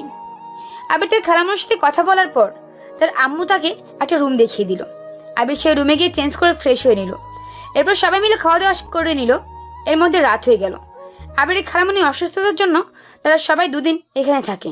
তৃতীয় দিন সকালে, এই হারামির বাচ্চা, ওঠ বলছি, দেখ কত বেলা হয়ে গেছে। খালামুনির বাসায় এসে কেউ এত বেলা অবধি ঘুমায় নাকি? সবাই কি বলবে? ওঠ। উফ হারামি, আমাকে আর একটু ঘুমাতে দাও না, উঠবো তো। কি বললি শয়তান ছেলে, নিজের মাকে কিনা হারামি বলছিস? এই দিন দেখার জন্য আমি তোকে এতদিন বড় করেছি। বারে, তুমি তো বললে হারামির বাচ্চা, তাহলে সেই হিসেবে তুমি তো আমার মা। তো বাজে কথা না বলে এখন তাড়াতাড়ি বিছানা থেকে ওঠ, আমরা আজকে বাসায় যাব। তোর বাবা কাল থেকে অফিস আছে, তাড়াতাড়ি ওঠ। আম্মু। আবির, বেশি বেশি হয়ে যাচ্ছে কিন্তু, তাড়াতাড়ি ওঠ বলছি। আমরা সবাই রেডি, তুই উঠে খাওয়া দাওয়া করে তাড়াতাড়ি তুইও রেডি হয়ে নে, না হলে আমরা তোকে সবাই এখানে রেখে একাই চলে যাচ্ছি। না না আম্মু, আমিও যাব তোমাদের সাথে। এই তো দেখো আমি উঠে গেছি। এরপর আবির তাড়াহুড়ো করে ঘুম থেকে উঠে ফ্রেশ হয়ে খাবার খেয়ে নিজেও রেডি হয়ে নেয়। আজ প্রায় 3 দিন পর তারা বাসায় ফিরবে। এই 3 দিন আবির তার আব্বু আম্মুর সাথে ছিল। ঈশিতার সাথে কোনো রকম যোগাযোগ করেনি। কি জানি ঈশিতা এখন কেমন আছে। যাই হোক, আবির খাওয়া দাওয়া শেষ করে রেডি হয়ে তার খালামণিকে আর খালুকে সালাম দিয়ে তাদের বাসা থেকে বিদায় নিয়ে বের হয়ে আসে। তারপরে বিকেলের মধ্যেই বাসায় পৌঁছে যায়। বাসায় এসে তার কলিজার বন্ধুটাকে প্রথমে কল দেয় আর তাকে লেকের পাড়ে আসতে বলে। আবিরের কল দিতে দেরি, কিন্তু ওপাশ থেকে কল রিসিভ করতে দেরি হলো না রিয়াদের। রিয়াদকে লেকের পাড়ে আসতে বলে আবির বাসা থেকে বের হয়ে হাঁটা দেয়। তখন পেছন থেকে তার আম্মু বলে, কি রে, তুই কোথায় যাচ্ছিস? সবে মাত্রই তো আসলি, একটু রেস্ট নে। না আম্মু, আগে রিয়াদের সাথে দেখা করে আসি, তারপর এসে রেস্ট করব। ঠিক আছে যা, তবে তাড়াতাড়ি চলে আসিস। তারপর আবির লেকের পাড়ে চলে আসে। এসে দেখে আগের মতো রিয়াদ আজকেও তাড়াতাড়ি চলে এসেছে। আবির রিয়াদকে দেখে জোরে ধরে বলে, বন্ধু কেমন আছিস? আমি তো ভালো আছি, কিন্তু ঈশিতা আপু ভালো নেই। তুই কি এই 3 দিন ওনার সাথে কথা বলিসনি? উনি ইদানিং কলেজে এসেও কেমন যেন রেগে আর মনমরা হয়ে থাকেন। ও না রে, এই 3 দিন আমি কারোর সাথে কথা বলিনি। ও, তাহলে তো তোকে দেখলে মনে হয় প্রচুর লেভেলের রাগ ঝাড়বে তোর ওপর। সে তখন যা হবার হবে। এখন তোর কথা বল, তোর আর তাসনিমের রিলেশন কেমন যাচ্ছে? আলহামদুলিল্লাহ ভালোই। তারপর তারা দুজনে মিলে আরো কিছুক্ষণ আড্ডা দেয়। তারপর আবির বাসা চলে আসে। আবির বাসায় এসে দেখে তার আম্মু রান্না করছে। আবিরের আম্মু রান্না শেষে সবাই একসাথে বসে ডিনার করে নেয়। ডিনার করে আবির রুমে এসে একটা লম্বা ঘুম দেয়, কারণ আজ সকালে তার একদম ঘুম হয়নি। আর কারণটা তো আপনারা জানেন। পিছনে শুতেই চোখটা বুঝে আসে আবিরের। রাতে তাড়াতাড়ি শুয়ে পড়তে ভোর ভোর ঘুম ভেঙে যায় আবিরের। ভোরবেলা উঠে ফজরের নামাজ পড়ে রাস্তা দিয়ে হাঁটছিল আবির। তখন আবির সেই লেকের পাড় দিয়ে দৌড়াচ্ছিল, মানে জগিং করতেছিল। সেখানে এসে তার বান্ধবীরাও জগিং করছিল। ওরা আবিরকে দেখে দৌড়ে এসে আবিরকে চিলের মতো ধরে বেঁধে একটা সিএনজিতে তুলে নেয়। তারপর আবিরকে জোর করে কোথায় যেন নিয়ে যেতে থাকে। আবির চিৎকার করতে যাবে, সেটারও সুযোগ ওরা আবিরকে দেয় না। সাথে সাথে ওরা আবিরের মুখ চেপ দিয়ে আটকে দেয়, যাতে আবির কোনো কথা বলতে না পারে। কিছুক্ষণ পর সিএনজি এসে ঈশিতার বাসার সামনে থামলো। তারপর ওরা সবাই মিলে আবিরকে ধরাধরি করে বাসার ভিতরে ঈশিতার রুমে নিয়ে যেতেই আবিরকে দেখে ঈশিতা ওর রুমে সবাই বসে বসে সিগারেট খাচ্ছে আর কান্না করছে। আবিরকে হঠাৎ দেখতে পেয়ে ঈশিতা দৌড়ে এসে প্রথমে আবিরকে জড়িয়ে ধরলো আর তার ধারে মুখে চুমু খেতে লাগলো। এরপর কান্নার সাথে রাগী গলায় বলল, তুই এই 3 দিন কোথায় ছিলি? আমার সাথে কোনো রকম যোগাযোগ করিসনি কেন? আসলে আবিরের মুখ তো টেপে আটকানো, তাই আবির কোনো কথা বলতে পারছে না। বল, আমার সাথে তুই কেন এমন করছিস? কেন কষ্ট দিয়েছিস আমাকে? কেন আমাকে কাঁদিয়েছিস বল? তুই জানিস না তোকে না দেখলে আমার কষ্ট হয়? বল কেন কষ্ট দিলি আমাকে? আরে বান্ধবী, ওর মুখে টেপটা তোরা আগে খুলে দে, ঈশিতার বান্ধবীদের মধ্যে একজন বলল। তারপর ঈশিতা আবিরের মধ্যে আটকানো টেপটা খুলে দিল। তারপর আবির বলল, আসলে আমি আব্বু আম্মুর সাথে আমার আন্টির বাসায় গিয়েছিলাম। আন্টি খুব অসুস্থ বলে ওখানে আমাদের 3 দিন থাকতে হয়েছে। আমাকে কি একটা বারও বলে যেতে পারতি না? আর আমি তোকে কতবার কল দিয়েছি, তুই আমার কল কেন ধরিসনি? সরি, আব্বু আম্মুর সাথে ছিলাম তাই কথা বলার মতো পরিস্থিতি ছিল না। তো কি হয়েছে? কি আবার, আমি আব্বু আম্মুর সামনে তোমার সাথে কোনো অধিকার কথা বলবো? তারা যদি জিজ্ঞেস করে তো কি বলবো? ও এই কথা না, চল আমি এক্ষুনি তোকে বিয়ে করব। চল কাজী অফিসে চল। না না, তোকে যেতে হবে না, আমি কাজীকে তুলে বাসায় নিয়ে আসছি। কি দেখো, তুমি আমার বয়সেও বড়, আর এই মুহূর্তে আমার পক্ষে বিয়ে করা সম্ভব না। কেন সম্ভব না শুনি? এমনি। বিয়ে করবি না আমাকে? এই মুহূর্তে না। তাহলে রুম ডেট করবি আমার সাথে? কি? হ্যাঁ চল, আমি তোর সাথে রুম ডেট করব, তারপর তোকে বিয়ে করব। এই তোরা সবাই বাইরে যা। ঈশিতা বলাতেই সবাই তাড়াহুড়ো করে রুম থেকে বের হয়ে গেল। আর ঈশিতা আবিরের দিকে বাজেভাবে এগিয়ে আসতে থাকলো। ঈশিতা, ঈশিতা আমার কথা শোনো। না, আমি তোর কোনো কথাই শুনবো না। তুই হয় এক্ষুনি আমাকে বিয়ে করবি, নয়তো আমার সাথে রুম ডেট করবি, তারপর তোকে বিয়ে করব। দুইটার মধ্যে একটা। আবির ধীরে ধীরে পা পিছিয়ে যাচ্ছে আর ঈশিতা তার দিকে এগিয়ে আসছে। এক পর্যায়ে ঈশিতা রুমের দরজা লাগিয়ে দিয়ে ওর বুকের অন্যটা সোফার সুরে ফেলে দিয়ে আবিরের উপরে আসতে থাকে। তারপর ঈশিতা আবিরকে তার খাটের উপরে শুয়ে ফেলে দিল। এক পর্যায়ে আবিরকে জোর করতে থাকে। এবার আবির বাধ্য হয়ে ঈশিতার গালে জোরে একটা থাপ্পড় বসিয়ে দেয়। সাথে সাথে ঈশিতা থমকে যায়। কি মনে করো কি তুমি নিজেকে? সব সময় তুমি যা বলবে তাই সবাই করবে? তুমি কি নিজেকে মেয়ে মনে করো নাকি? একটা মেয়ে কেমন হয় তুমি জানো? সব সময় তো ছেলেদের মতো শার্ট প্যান্ট পরে চলাফেরা করো আর গুন্ডামি করো। এই তোমাদের মতো মেয়েরাই এমন রাস্তায় বেপর্দাভাবে চলাফেরা করবে আর ছেলেদের চরিত্র নষ্ট করবে। তোমাদের মতো কিছু মেয়েদের জন্যই সমাজের আজ এই অবস্থা। ঈশিতা চুপচাপ তার মাথা নিচু করে আবিরের অভিযোগগুলো শুনছে। আবির আজ রেগে গিয়ে অনেক কথা শুনিয়ে দেয় ঈশিতাকে। তারপর সে সেই রাগ নিয়ে ঈশিতাদের বাসা থেকে বের হয়ে আসে আর তাদের বাসার উদ্দেশ্যে জোরে জোরে হাঁটতে থাকে।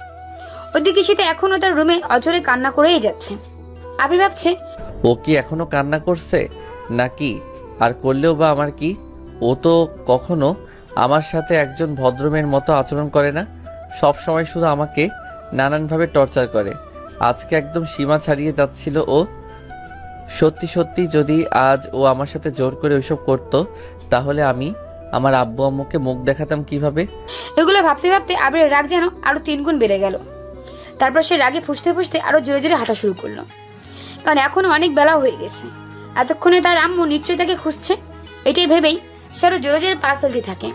ঠিক তখন এই রাস্তা দিয়ে কয়েকজন বখাটে ছেলে পেলে আসছে নেশাগ্রস্ত ভাবে। তারপর ভুলবশত তাদের সাথে আবিরের ধাক্কা লেগে যায়। আবির তাদেরকে সরি বলেও তারা উল্টো আবিরের সাথে তর্ক করতে থাকে আর আবিরকে ধাক্কা দিতে থাকে। এক পর্যায়ে 3 জন মিলে আবিরের মারধর করতে শুরু করে দেয়। আবির একার কারণে ওদের সাথে পেরে ওঠেনি। তারপর আবির ওদের কাছে মার খেয়ে একসময় সেন্সলেস হয়ে রাস্তায় পড়ে যায়। আল্লাহর রহমত তখন ওদিক দিয়ে আবিরের প্রাণপ্রিয় বন্ধু রিয়াদ যাচ্ছিল। ওর আবিরকে এমন অবস্থায় পড়ে থাকতে দেখে তাড়াতাড়ি করে দৌড়ে এসে আবিরকে জোরে ধরে কাঁদাকদ হয়ে আবিরকে ডাকতে থাকে।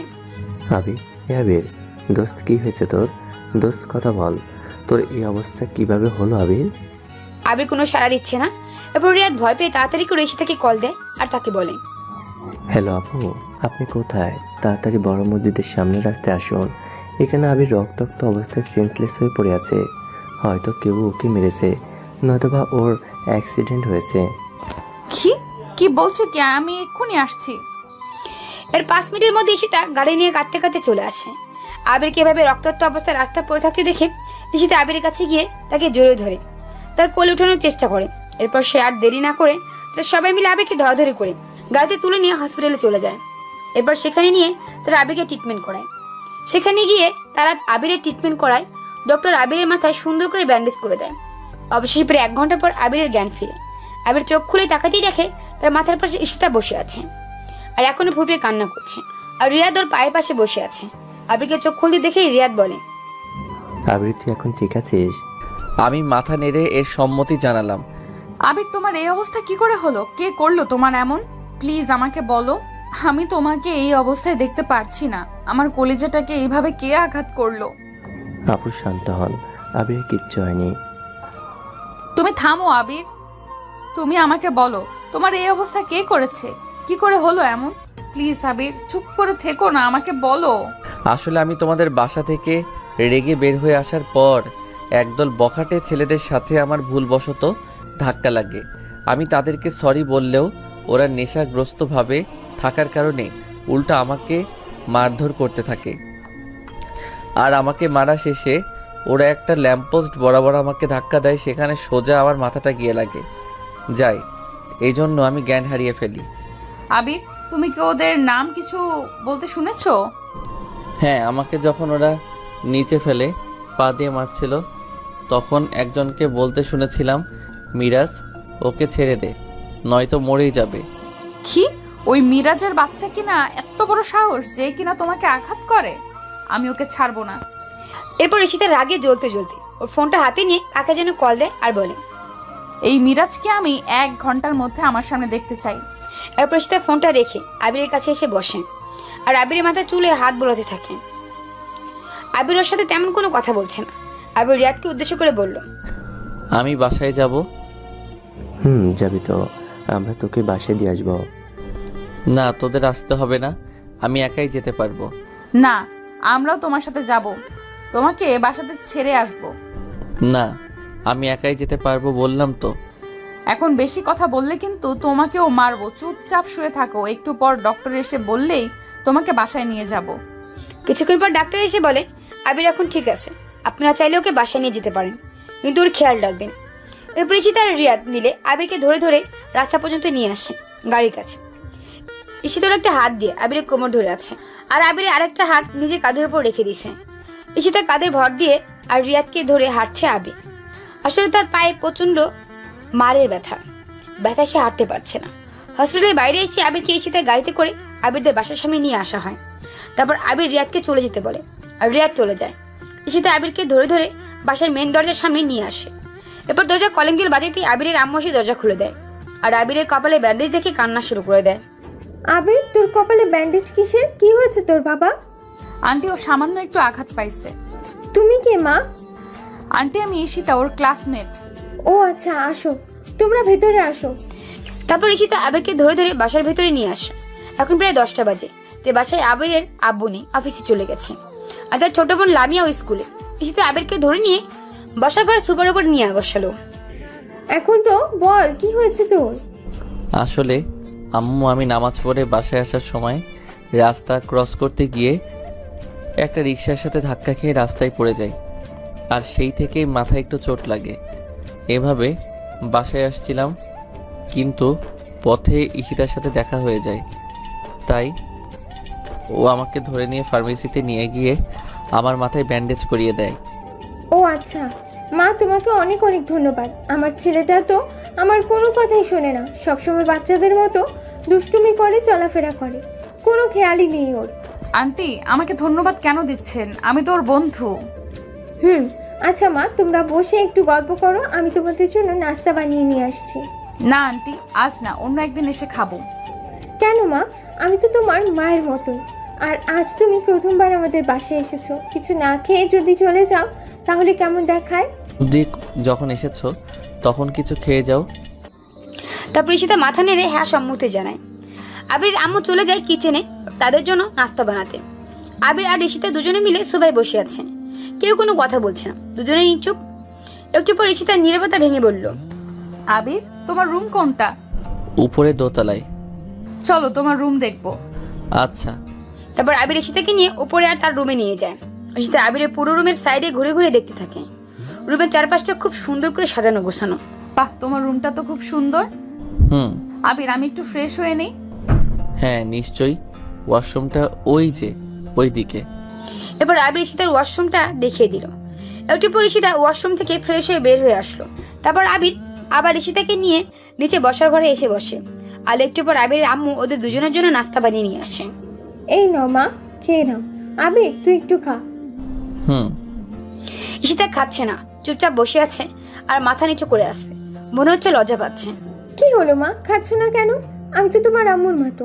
এত লজ্জা কেন পাচ্ছ আম্মুর বাসায় এসে খাবার খেতে? নাও হাঁ করো, আমি তোমাকে খাইয়ে দিই। ঠিক আছে আন্টি, দেন। এরপর আম্মু ঈশিতাকে একটু একটু করে নাস্তা খাইয়ে দিতে লাগলো। আর এদিকে আমার দিকে যেন আম্মুর কোনো নজরই পড়ছে না। যা বাবা, মনে হচ্ছে আমি আম্মুর সন্তান না, ঈশিতাই আম্মুর সন্তান। নাস্তা শেষে ঈশিতা আমার হাত ধরে নিয়ে আমাকে আমার রুমে নিয়ে গিয়ে বসিয়ে দেয়। তারপর আম্মুকে বলে, আন্টি আমি তাহলে এখন আসছি, আপনি ওর খেয়াল রাখবেন কিন্তু। ঠিক আছে মা, আর তুমি কিন্তু প্রতিদিন একবার করে এসো, আমার সাথে দেখা করে যাবে, কেমন? ঠিক আছে আন্টি। এরপর ঈশিতা আবিরদের পাশে থেকে চলে যায় আর যাওয়ার সময় বারবার পেছন ফিরে আবিরকে দেখতে থাকে। ওই জন্য কিছু বলতে চেয়েও বলতে পারছে না আবিরকে। বিকেলে রিয়া দৌড়াতে দৌড়াতে আবিরদের বাসায় আসে। এসে আবিরের আম্মুর কাছে জিজ্ঞেস করে আবির কোথায়।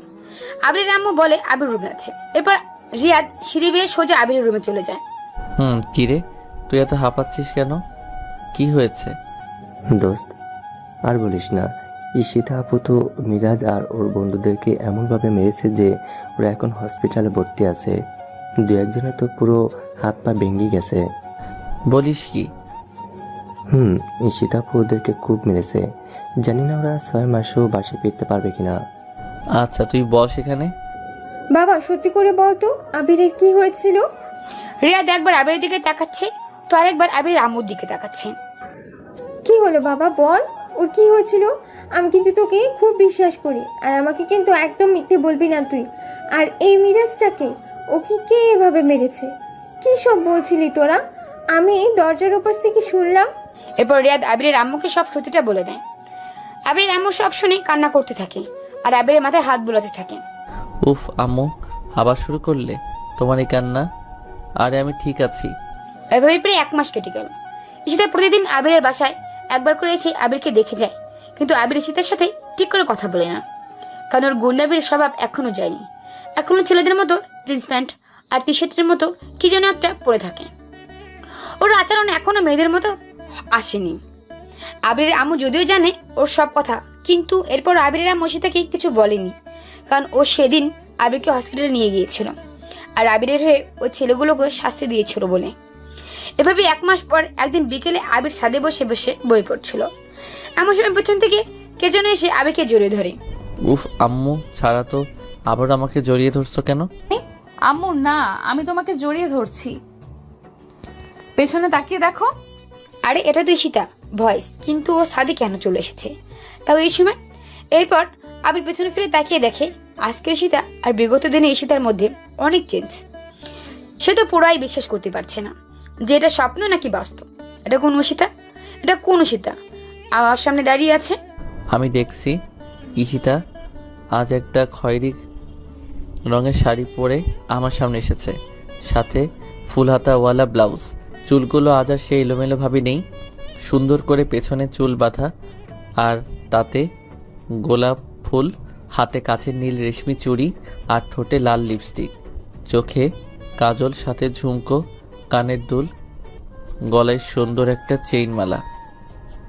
সব মিলিয়ে আজ ঈশিতাকে একদম মেলানোই যাচ্ছে না। আমি নিজের হাতে একটা চিমটি কেটে নিলাম। আসলে আমি ক্লিয়ার হতে চাচ্ছি যে এটা স্বপ্ন নাকি বাস্তব। ঈশিতা আজ শার্ট প্যান্ট ছেড়ে এভাবে এতটা পরিবর্তন হয়ে আমার সামনে এসেছে। আমি কিছু না বলে প্রায় 3 মিনিট ওর দিকে তাকিয়ে ক্রাশ হয়ে আছি, চোখ যেন পারছি না। কি হলো এভাবে হা করে তাকিয়ে কি দেখছো? আমি তোমার ঈশিতা। সরি, আমার কোনো ব্যক্তিগত কেউ নেই এই নামে। সেই জন্যই তো তোমার ব্যক্তিগত কেউ হতে আমি এসেছি, নিজেকে বদলে। আবির বিশ্বাস করো, আমি শুধু তোমার জন্য নিজেকে এতটা বদলে ফেলেছি। আসলে ছোটবেলায় মা মারা যাওয়ার পর বাবার কাছে একাই লালন পালন হই। আমি কিছুটা বড় হওয়ার সাথে সাথে নানানভাবে ছেলেরা আমাকে বাইরে ইফটিজিং করতে থাকে, নানানভাবে আমাকে ভালোবাসার কথা বলে আমার বাবার সম্পত্তির লোভে। এই সমস্ত ইফটিজিং থেকে বাঁচতে আর সমাজে আমার মতো কিছু মেয়েদেরকে ছেলেদের ইফটিজিং থেকে বাঁচাতে আমি এমনভাবে চলাফেরা করতাম নিজের নিরাপত্তার জন্য। আর এখন আমি তোমাকে আমার ব্যক্তিগত দেহরক্ষী করে রাখতে চাই সারা জীবনের জন্য। আবির, আমি তোমার বউ হতে চাই। তুমি কি আমাকে একটিবার সুযোগ দিবে নিজেকে পরিবর্তন করার?